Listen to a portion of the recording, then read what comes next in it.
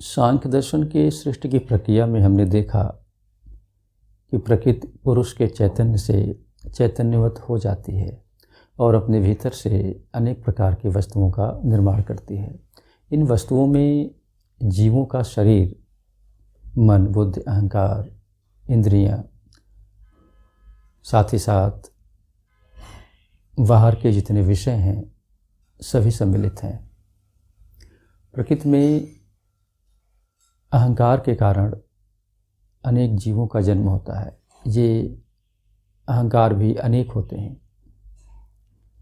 तो हम देखेंगे कि जितने भी जीव हैं वे सब प्रकृति के ही आकार हैं, प्रकृति के ही द्वारा बनाए गए रूप हैं। पुरुष का कार्य सिर्फ इतना है कि पुरुष है और उसकी उपस्थिति मात्र से प्रकृति एक्टिव है, प्रकृति सक्रिय है।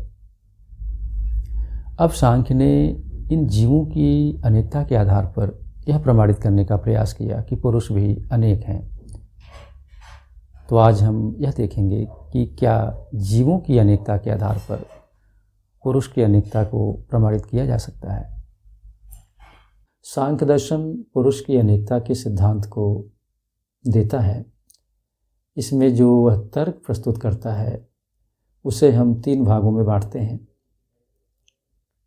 पहले तर्क में सांख्य यह कहता है कि प्रत्येक जीव संसार में अलग समय में जन्म लेते हैं, उनकी मृत्यु भी अलग अलग समयों में होती है, उनके कर्म भी अलग अलग प्रकार के होते हैं और उनके भीतर जो ज्ञान है वह भी अलग अलग है। इस आधार पर हम कह सकते हैं कि पुरुष भी अनेक हैं। यह सांख्य का पहला तर्क है। सांख्य का दूसरा तर्क यह है कि एक जीव जो कर्म करता है वही कर्म दूसरा जीव नहीं करता है। एक जब हंसता है तो दूसरा रोता है, एक सोता है तो दूसरा जगता है। तो इस प्रकार जितने भी जीव हैं उनके कर्म एक समय में एक जैसे नहीं होते। यदि पुरुष एक ही होता तो सभी जीवों में अलग अलग कर्म नहीं होते। एक जीव जो कर्म करता वही सभी करते। तो सांख्य कहता है इस तर्क के आधार पर भी पुरुष की संख्या अनेक है। सांख्य का जो तीसरा तर्क है वह यह है कि इस संसार में जीवों की श्रेणियां अलग अलग हैं। कोई मनुष्य रूप में है तो कोई पशु रूप में है, कोई वनस्पतियों के रूप में है, कोई कीट पतंगों के रूप में है, तो कोई देव है तो कोई दानव है। सांख्य यह कहना चाहता है कि जीवों की श्रेणियां भी अलग हैं, तो इन श्रेणियों के आधार पर भी पुरुष की संख्या अनेक हो जाती है। तो सांख्य इस निष्कर्ष पर आता है कि जितने भी जीव हैं उनमें हर एक प्रकार से अंतर है, विभिन्नताएं हैं। इनके आधार पर पुरुषों की संख्या अनेक है। अब हम इस तर्क की समीक्षा करते हैं।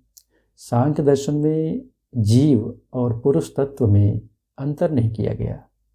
सांख्य जब पुरुष की विशेषता का वर्णन करता है तो वह कहता है कि पुरुष सत है, चित है, पुरुष में कभी कोई परिवर्तन नहीं होता। पुरुष अपने ज्ञान के लिए भी किसी अन्य पर निर्भर नहीं है। इसका अर्थ यह हुआ कि पुरुष स्वयं प्रकाश है और वह परिवर्तन से रहित है। अब यहाँ पर हम देखें कि पुरुष जो परिवर्तन से रहित है वह कभी जन्म नहीं लेता, उसकी कभी मृत्यु नहीं होती।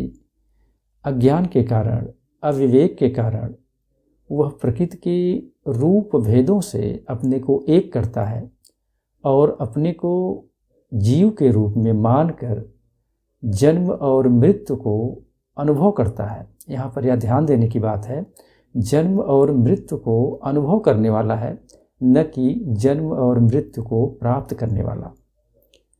बस यही एक ऐसी लाइन है जहाँ पर हम यह समझ सकते हैं कि पुरुष जन्म और मृत्यु को प्राप्त करने वाला नहीं है, बल्कि अविवेक के कारण वह प्रकृति के द्वारा बनाए गए रूप भेदों में जन्म और मृत्यु को अनुभव कर लेता है। तो वास्तविकता तो यह है कि जितने भी जीव हैं वे पुरुष नहीं हैं, बल्कि प्रकृति के द्वारा बनाए गए विभिन्न प्रकार के आकार हैं, जिसमें अहंकार तत्व होने के कारण वे आकार अपने को जीव के रूप में प्रस्तुत करते हैं। तो भिन्न भिन्न प्रकार के जो अहंकार हैं वही भिन्न भिन्न प्रकार के जीव हैं, ऐसा सांख्य दर्शन कहता है। जब जीव अहंकार तत्व हैं तो उनके आधार पर पुरुष की अनेकता को कैसे सिद्ध किया जा सकता है। सांख्य खुद भी कहता है कि पुरुष अपने वास्तविक स्वरूप में न कभी जन्म लेता है न कभी उसकी मृत्यु होती है। जन्म और मृत्यु प्रकृति के आकारों का होता है। यहाँ पर एक बात और भी ध्यान देने की है कि सांख्य कहता है स्थूल शरीर के नष्ट होने पर सूक्ष्म शरीर नष्ट नहीं होता है। तो इसका अर्थ यह हुआ कि जिन शरीरों को हम जन्म लेते हुए, कर्म करते हुए, कर्म का फल भोगते हुए देखते हैं, वे स्थूल शरीर हैं, वे प्रकृति के द्वारा बनाए गए हैं। दूसरी ओर जो सूक्ष्म शरीर है वह भी प्रकृति के द्वारा बनाया गया है।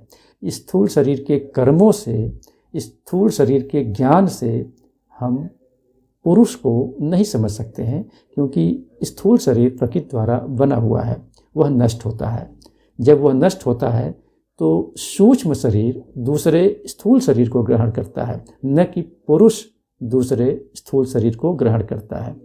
तो पुरुष न तो मरता है और न तो पुरुष जन्म लेता है।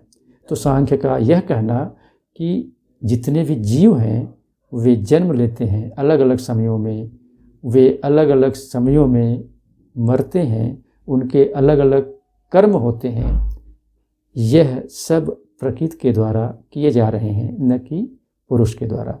तो इस प्रकार सांख्य दर्शन में पुरुष की अनेकता को हम जीवों के द्वारा सिद्ध नहीं कर सकते हैं, क्योंकि यह सब प्रकृति के रूप हैं। कर्म भी प्रकृति द्वारा किया जाता है, ज्ञान भी प्रकृति के द्वारा ही प्राप्त किया जाता है, जन्म भी प्रकृति के रूप भेदों का होता है, और यह रूप भेद प्रकृति में पुनः ही लीन हो जाते हैं, जिसे हम मृत्यु कहते हैं। तो समस्त क्रियाएं जो विषय के रूप में हमें दिखाई पड़ रही हैं वे सब प्रकृति की हैं, न कि पुरुष की हैं। तो इनके आधार पर पुरुष की अनेकता को सिद्ध नहीं किया जा सकता, क्योंकि पुरुष जन्म और मृत्यु से परे शाश्वत तत्व है। तो सांख्य का यह तर्क कि जन्म से, मृत्यु से, कर्म से, ज्ञान से और जीवों की विभिन्न श्रेणियों से पुरुष की अनेकता सिद्ध होती है, खंडित हो जाता है, क्योंकि पुरुष स्वभाव से शाश्वत है, नित्य है, अजन्मा है और वह समय से परे है। जबकि जन्म और मृत्यु के लिए, कर्म के लिए समय की आवश्यकता होती है। पुरुष समयातीत है, इसलिए सांख्य के इस तर्क को स्वीकृति नहीं प्रदान कर सकते कि पुरुष अनेक हैं, जीवों की संख्या अनेक है। जीव इसलिए हैं कि उनमें अहंकार तत्व है, भिन्न भिन्न अहंकार प्रकृति के रूप भेद हैं, न कि पुरुष के स्वरूप हैं।